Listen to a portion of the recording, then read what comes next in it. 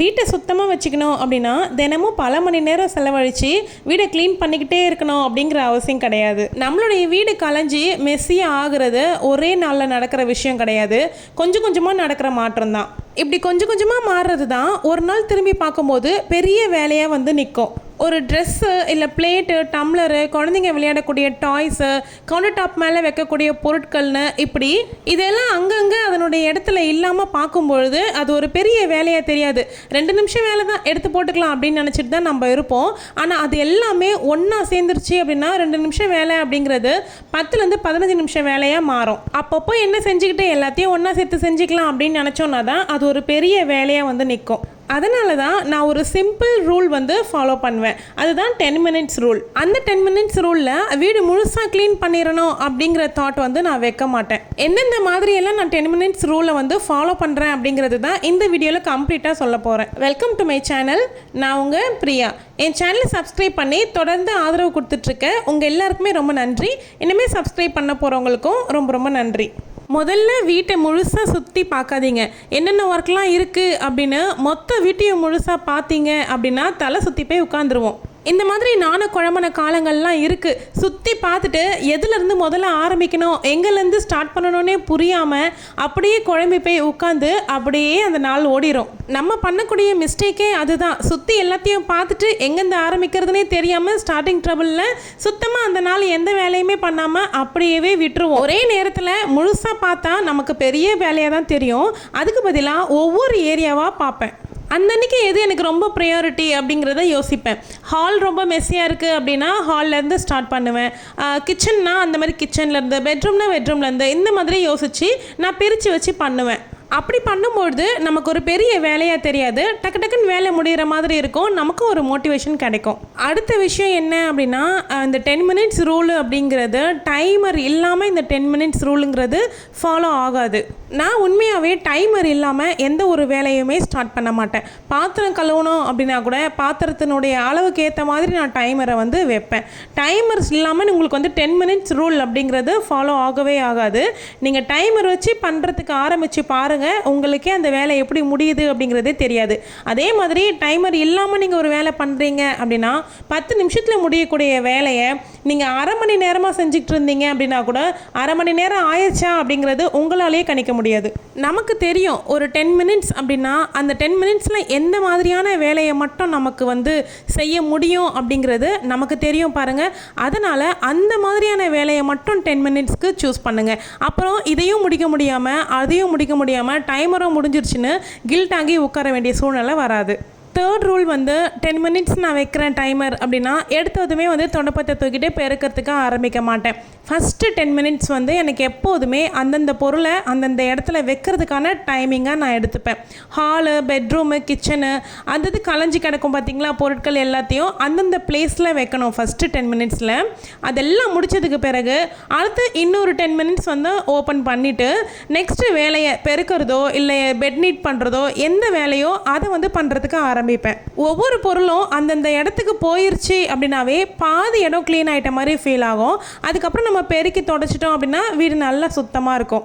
ஏன்னா நிறைய நேரம் வீடு மெஸ்ஸியாக காமிக்கிறதுக்கு முக்கிய காரணமே அந்தந்த பொருள் அந்தந்த இடத்துல இல்லாமல் கலைஞ்சி கிடக்கிறது தான். இந்த கலைஞ்சி கிடக்கிற பொருட்கள் எல்லாம் வைக்கிறதுல நான் ஒரு ட்ரிக் வந்து யூஸ் பண்ணேன். அதை உங்களுக்கு இன்றைக்கி வந்து சொல்லி கொடுக்குறேன். இப்போ வந்து பெட்ரூமில் இருக்க வேண்டிய பொருள் வந்து ஹாலில் வச்சிடுறாங்கன்னு வச்சுக்கோங்களேன். அந்த மாதிரி நடக்கும், கண்டிப்பாக எல்லார் வீட்லேயுமே நடக்கும். ஒன்று பசங்க இல்லை ஹஸ்பண்ட் இல்லை நாமளே கூட எதையாவது கொண்டு வந்து கை மறதையே வந்து ஹாலில் வச்சுருவோம், டிவி யூனிட்டில் வச்சுருவோம், டேபிள் மேலே வச்சுருவோம். இது எல்லாத்தையும் ஒவ்வொரு பொருளாக ஒவ்வொரு இடத்துல கொண்டு போய் வச்சுக்கிட்டு நடந்துக்கிட்டே இருக்கிறதுக்கு பதிலாக ஒரு பேஸ்கெட் எடுத்து வச்சுருவேன். அதில் வந்து ஒரு ரூமுக்கு எடுத்துகிட்டு போகிற பொருள்லாம் அதை வந்து மொத்தத்தையும் அதில் போட்டுட்டு அப்படியே எடுத்துகிட்டு போயிட்டு அந்த இடத்துல எங்கெங்கே வைக்கணுமோ அதெல்லாம் வச்சுருவேன். அத்தனை நடக்கிறதுக்கு பதிலாக இது ஒரே ட்ரிப்பாக முடிஞ்சிடும். இந்த ட்ரிக்கு வந்து எனக்கு ரொம்பவே யூஸ்ஃபுல்லாக இருந்துச்சு. நெக்ஸ்ட்டு முக்கியமான பாயிண்ட் வந்து நான் சேஞ்ச் பண்ணின மைண்ட் செட் என்ன அப்படின்னா, சுற்றி பார்க்கும்பொழுது வேலைகள் நம்ம கண்ணுக்கு தெரிஞ்சிட்டே தான் இருக்கும். மொத்தத்தையும் முடிக்கணும் அப்படிங்கிற தாட் வைக்காமல் குறைக்கணும் அப்படிங்கிற தாட்டில் தான் நான் வந்து ரொம்ப சேஞ்சை வந்து கண்டுபிடிச்சேன். இந்த ஒரு மைண்ட் செட் சேஞ்ச் வந்து எனக்கு ரொம்பவே ஹெல்ப்ஃபுல்லாக இருந்துச்சு. முன்னாடியெல்லாம் ஒரு ரூம்குள்ளே போயிட்டு க்ளீன் பண்ணணும் அப்படின்னு ஸ்டார்ட் பண்ணுறேன் அப்படின்னா மொத்தமாக முடிக்கணும், கிளியராக முடிச்சுட்டு தான் வெளியில் வரணும் அப்படிங்கிற தாட் வந்து வச்சுருந்தேன். இப்போது என்னுடைய மைண்ட் வந்து எப்படி இருக்குது அப்படின்னா, முடிஞ்ச அளவுக்கு வேலையை குறைச்சிடணும். என்னென்னலாம் இருக்கோ அதெல்லாம் குறைச்சி வச்சுட்டு, இன்றைக்கி இதுதான் என்னுடைய வேலை, அவ்வளோதான், இதுக்கு மேலே நான் செய்ய மாட்டேன் அப்படிங்கிற மாதிரி என்னுடைய மைண்ட் செட்டை வந்து கொண்டு வந்துட்டேன். மொத்தமாக முடிக்கணும்னு ஸ்ட்ரெஸ் எடுக்கிறத விட, இன்றைக்கி உண்டான இத்தனை வேலைகளை மட்டும் முடிச்சிட்டேன், அப்பாடா கம்ப்ளீட் ஆயிடுச்சு அப்படிங்கிற மைண்ட் தாட் வந்து ரொம்பவே டிஃப்ரென்ஸ் இருந்துச்சு எனக்கு. இந்த மாதிரி நான் யோசிக்க ஆரம்பித்ததுக்கு அப்புறமா தான் என்னுடைய மைண்டில் வந்து க்ளீனிங் அப்படின்னு யோசிச்சாவே ஒரு பேர்டனாக இல்லாமல் அது ஒரு ஜாலியாக ஒரு வேலையாக செய்கிற மாதிரி ஒரு ஃபீல் எனக்கு கிடைக்க ஆரம்பிச்சிது. இந்த ஒரு பாயிண்ட் வந்து நம்ம எல்லாருமே பண்ணக்கூடிய மிஸ்டேக் தான். விசிபிளாக எந்த இடத்துல ரொம்ப மெஸ்ஸியாக இருக்குது அப்படிங்கிறத நம்ம கண்ணால் பார்த்தோம் அப்படின்னா கூட, ஹைடாக இருக்கக்கூடிய இடத்த போயிட்டு தான் க்ளீன் பண்ணணும் அப்படின்னு தோணும். அதாவது ட்ரெஸ் கபோர்டு, இல்லை வந்து ஆக்சசரிஸ் வைக்கக்கூடிய கபோர்டு, இல்லைனா க்ராசரி ஷெல்ஃபு, இந்த மாதிரி ஹால் பார்க்குறதுக்கு ரொம்ப மெஸ்ஸியாக இருக்குன்ற பட்சத்தில் அந்த ஹாலை விட்டுட்டு கண்ணுக்கு டக்குன்னு தெரியாத இடமா பார்த்து போயிட்டு நம்ம க்ளீன் பண்ணிக்கிட்டு இருப்போம் உட்காந்துக்கிட்டு. அது நம்ம கண்ணுக்கு மட்டும்தான் தெரியும். பட் ஹால் க்ளீனாக இல்லை அப்படின்னா, நம்ம வீட்டுக்கு யாராவது வராங்க அப்படின்னா கூட நம்ம மேலே உள்ள அபிப்பிராயமே குறைஞ்சிரும். அதனால் sofa, dining table, kitchen counter top, TV unit, bed, இந்த மாதிரி விசிபிளாக தெரியக்கூடிய இடத்த ஃபஸ்ட்டு க்ளீன் பண்ணி பாருங்கள். உங்களுக்கே ஒரு மோட்டிவேஷன் கிடைக்கும். அதுலேயும் அந்த 10 மினிட்ஸ் டைமர் வச்சு பண்ணுறீங்கன்னும்பொழுது இன்னுமே ஃபாஸ்ட்டாக முடிச்சுட்டு ஒரு 2 மினிட்ஸ் ரிமைனிங்கே இருக்கும் உங்களுக்கு. நெக்ஸ்ட் பாயிண்ட் என்னென்னா, க்ளீனிங்க்கு யூஸ் பண்ணுற ஐட்டம்ஸ் எல்லாத்தையும் ஒரே இடமா வைங்க. லிக்விடு, தொடப்பம், மாஃபு, டஸ்டரு, இந்த மாதிரி க்ளீன் பண்ணுறதுக்கு தேவையானது எல்லாமே ஒரே இடமா வச்சு எடுத்தீங்க அப்படின்னா, உங்களுக்கு வந்து க்ளீனிங்க்கு ஸ்டார்ட் பண்ணும்போது டக்குன்னு போய்ட்டு உங்களுக்கு தேவையானதை எடுத்துகிட்டு வந்துட முடியும். ஸ்ப்ரேயர் பாட்டிலு, கிளாத்து, அதாவது ஒவ்வொரு இடத்துல இருக்குன்னும்பொழுது இதெல்லாம் நீங்கள் தேடி பிடிச்சி கொண்டு வரத்துக்கே ஒரு 3 நிமிஷம் டைமிங் வந்து உங்களுக்கு போயிடும். நெக்ஸ்ட் பாயிண்ட் என்ன அப்படின்னா, இப்போ கவுண்டர் டாப் வந்து க்ளீன் பண்ணிகிட்டு இருக்கீங்கன்னு வச்சுக்கோங்க. ஹாலில் இருக்க வேண்டிய ஒரு பொருள் வந்து கவுண்டர் டாப்பில் இருக்குது. ஸோ அந்த பொருளை வந்து ஹாலில் கொண்டு வந்து வைக்கலாம் அப்படின்னு சொல்லிட்டு வருவீங்க. அந்த ஹாலில் வச்சதுக்கு அப்புறமா வேறு ஒரு இடம் கண்ணில் படும். சரி, அது ஒரு டிவி யூனிட்டாகவே இருக்கலாம். ஒரு எக்ஸாம்பிளுக்கு டிவி யூனிட் கொஞ்சம் மெஸ்ஸாக இருக்க மாதிரி தெரியும். உடனே என்ன பண்ணுவோன்னா, டிவி யூனிட்டை க்ளீன் பண்ணலான்னு போயிடுவோம். அங்கே ஆல்ரெடி கவுண்டர் டாப் வந்து பாதி க்ளீனிங்கில் தான் இருக்கும். அதை விட்டுட்டு இன்னொரு இடத்த நம்ம வந்து மிங்கிள் பண்ணிடுவோம். இந்த மாதிரி ஒவ்வொரு பொருளும் ஒவ்வொரு இடத்துல வைக்கணும் போகும்பொழுதே இன்னொரு வேலைன்னு பண்ணிக்கிட்டே இருந்தோம் அப்படின்னா எந்த வேலையுமே முழுசாக முடிஞ்ச மாதிரி இருக்காது. அதனால் ஒரு ஏரியாவை சூஸ் பண்ணுறீங்க அப்படின்னா அந்த ஏரியா கம்ப்ளீட்டாக ஃபினிஷ் ஆனதுக்கு அப்புறமா நெக்ஸ்ட் ஏரியாவுக்கு போங்க. இந்த பாயிண்ட்டும் ரொம்ப முக்கியம்தான். நம்ம வீட்டில் எந்த பொருள் எங்கெங்கே இருக்குது அப்படிங்கிறது நம்ம வீட்டில் இருக்கக்கூடிய எல்லாருக்குமே தெரியணும். உதாரணத்துக்கு சாவி, ரிமோட்டு, சார்ஜர்னு இந்த மாதிரி ஒவ்வொரு சிங்கிள் பொருளுமே எங்கெங்கே வைப்போம் நம்ம அப்படிங்கிறத வீட்டில் இருக்க எல்லாருக்குமே தெரியணும். அப்போ தான் எடுத்த பொருளை எடுத்துலாம் அவங்களும் வைக்கிறதுக்கு பழகுவாங்க. நீங்கள் இதை இப்போ தான் ஸ்டார்ட் பண்ண போகிறீங்க இந்த 10 மினிட்ஸ் ரூலை அப்படின்னா 10 மினிட்ஸ் மட்டும் டைமர் வச்சு ஸ்டார்ட் பண்ணுங்கள். அந்த 10 மினிட்ஸை முடிஞ்சிருச்சு அப்படின்னா அதை வேலையை விட்டுட்டு அப்படியே வந்துடுங்க.